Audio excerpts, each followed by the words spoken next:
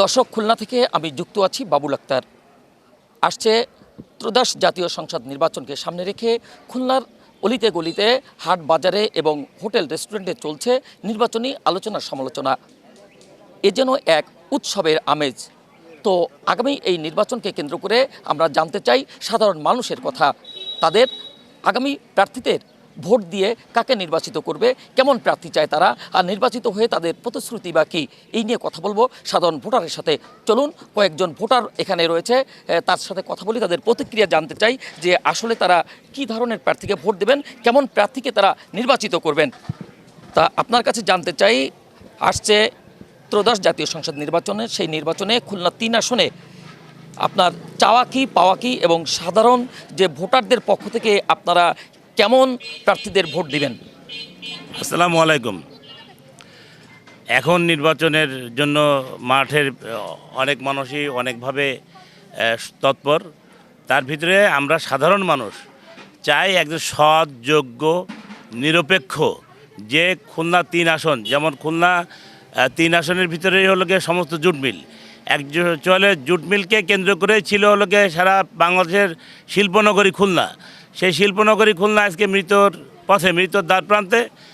যারা এই জুট মিলগুলোকে চালু করবে, আমাদের সাধারণ, আমাদের বাপ মা যারা এই জুট মিলে চাকরি করতো, আমরা যারা এখানে ব্যবসা বাণিজ্য করতাম, আমরা যাতে ভবিষ্যতে এই আমাদের বাবা মা ভাই বোনেরা চাকরি বাকরি করতে পারে, আমরা ব্যবসা বাণিজ্য করতে পারি, এই জুট মিলগুলো চালু হবে, আবার কর্মচঞ্চল্য পরিবেশ ফেরত আসবে, খুলনা খালিশপুর লোকে লোকারণ্য হবে, মৃত থেকে জীবিত হবে।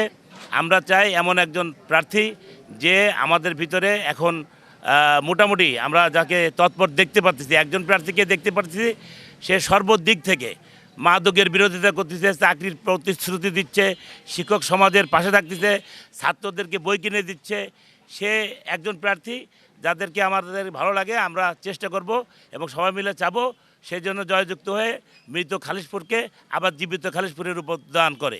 ধন্যবাদ। যেমনটি বলছিলেন যে মৃত নগরী কিন্তু এই খুলনায় একসময় যে শিল্পনগরী ছিল, সেই শিল্পনগরীর পাটকলগুলো কিন্তু একে একে বন্ধ হয়ে এখন মৃত নগরীতে পরিণত হয়েছে। যে সকল শ্রমিকরা ছিল তারা কিন্তু একদমই বেকার, নানা শ্রেণী পেশার মানুষ কিন্তু তার সাথে জড়িত ছিল।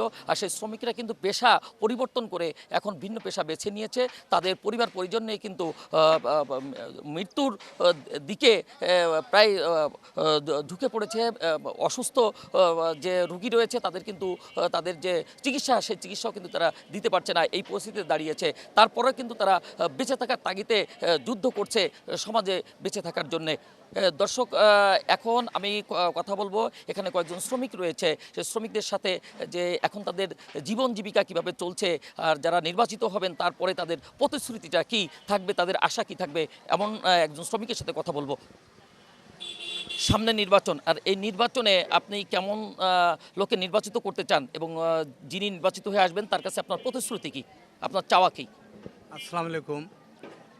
আসলে আপনারা সকলে জানে এইখানে যে এটা মৃত্যু নগরী হয়ে গেছে খুলনা শিল্পনগরীর জায়গায়।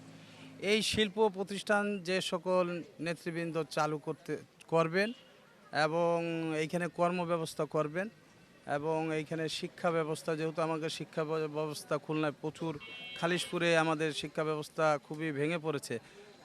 আর এইখানে শ্রমিকরা চাকরি নাই, কর্মবিহীন, বৃদ্ধ পিতামাতাকে চিকিৎসা দিতে পারতেছে না।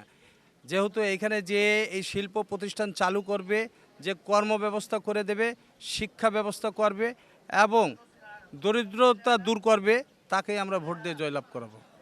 ধন্যবাদ। দর্শক, এই মুহূর্তে আমাদের সাথে রয়েছেন একজন শিক্ষক, বঙ্গবন্ধু মাধ্যমিক বিদ্যালয়ের, বঙ্গবাসী মাধ্যমিক বিদ্যালয়ের একজন শিক্ষক রয়েছেন।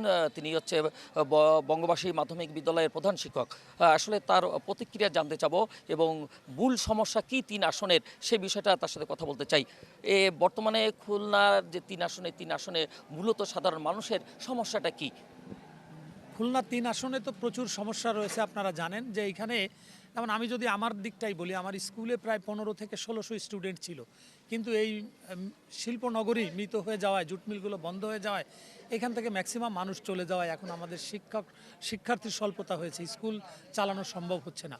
তো এখানে যেভাবে স্কুলগুলো চলছে, এখানে আমরা দেখছিলাম যে শিক্ষার্থীরা তারা ঠিকমতো বেতন দিতে পারে না, পোশাক পরিধান করতে পারে না, জুতা কিনতে পারে না, পরীক্ষার ফি দিতে পারে না, এরকম সমস্যা তারা জর্জরিত। এবং এই সুযোগ নিয়ে কিছু স্বার্থান্বেষী মানুষ যারা মাদক এবং সন্ত্রাস নিয়ে স্কুল প্রতিষ্ঠানগুলোকে বেছে নিয়েছিল, কিন্তু আমরা 5ই আগস্টের পরে দেখেছি এই এলাকার একজন কৃতি সন্তান তিনি এই শিক্ষার্থীদের নিয়ে, শিক্ষকদের নিয়ে বসে সবার আগে খুলনা নামে একটি সংগঠন প্রতিষ্ঠা করেছেন। শিক্ষকদেরকে ডেকেছেন, এখানে শিক্ষকদের বেতন, শিক্ষার্থীদের বেতন, তাদের পরীক্ষার ফি এবং তারা যাতে স্বাভাবিক জীবনে ফিরে আসতে পারে এই জন্য আপনারা দেখেছেন প্রভাতীর মাঠে একটি বড় ফুটবল টুর্নামেন্টের আয়োজন করে প্রত্যেকটা শিক্ষা প্রতিষ্ঠানের শিক্ষার্থীদের সেখানে জার্সি সেট, জুতা সহ সামগ্রিক জিনিস দিয়ে তিনি চাচ্ছেন যে এই এলাকার মানুষ যেন ভালো হয়। আমরা চাই যে এরকম মানুষই, যার এই এলাকার প্রতি দরদ রয়েছে, এই এলাকার মাটি ও মানুষের অন্তরের মানুষ, শ্রমিকদের ভিতর থেকে বের হয়ে যিনি আসবেন, আমরা দেখছি যে তিনিই ভোট পাবেন। এবং আমি কিছু অভিভাবকদের সাথে এখানে বসে আছি, তারা আমার কাছে এই মতামতই বলছেন, তারা এমন একজন মানুষ চায় যিনি এই এলাকায় নির্বাচিত হয়ে এই সমস্যাগুলো সমাধান করবেন। আবার মিল ভরে উঠবে মানুষে মানুষে, শিক্ষা প্রতিষ্ঠান ছাত্রছাত্রীতে পরিপূর্ণ হয়ে যাবে। এবং আপনারা আরও জানেন, আপনি দেখেছেন যে 5 তারিখের পর থেকে বিভিন্ন শিক্ষা প্রতিষ্ঠানে কম্পিউটার, ল্যাপটপ, প্রিন্টার এবং বিশুদ্ধ খাবার পানি একজন প্রার্থী তিনি কিন্তু আগে থেকেই, নির্বাচন ঘোষণার আগে থেকেই তিনি এগুলো সরবরাহ করেছেন, বই দিয়েছেন। আমরা চাই এরকম দরদি মানুষকেই আমার এই অভিভাবকরা বলছে নির্বাচিত করবেন, এবং একজন ভোটার হিসেবে আমিও সেটা চাচ্ছি যে এরকম মানুষকে আমরা নির্বাচিত করতে চাই আগামীর সুন্দর বাংলাদেশ গড়ার জন্য। ধন্যবাদ আপনাকে। ধন্যবাদ। যেভাবে শুনছিলেন একজন শিক্ষক, তিনি যেভাবে বললেন যে কেমন প্রার্থীকে বেছে নিতে চান অভিভাবকরা, সেই সাথে কিন্তু যারা এগিয়ে আসছেন শিক্ষকদের সাথে সহযোগিতায়, যে শিক্ষক কার্যক্রম যেটা আছে সেই সমস্ত কিন্তু সামগ্রী বিতরণও করেছেন, সেই ধরনের প্রার্থীকে ভোট দিতে চান।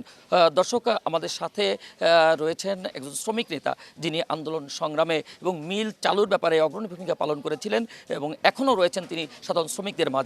তার প্রতিক্রিয়া জানতে যাব, বর্তমান কি পরিস্থিতি, শ্রমিকরা কিভাবে আছে, আর শ্রমিকরা কোন ধরনের প্রার্থীকে ভোট দিয়ে তাদের জাতীয় সংসদ নির্বাচনে জয়লাভ করবেন। আগামী জাতীয় সংসদ নির্বাচনে কেমন প্রার্থীকে আপনার ভোট দিতে চান এবং সেই প্রার্থীর কাছে আপনাদের কি চাওয়ার আছে শ্রমিকদের পক্ষ থেকে, সেটা একটু বলবেন। বিসমিল্লাহির রহমানির রহিম।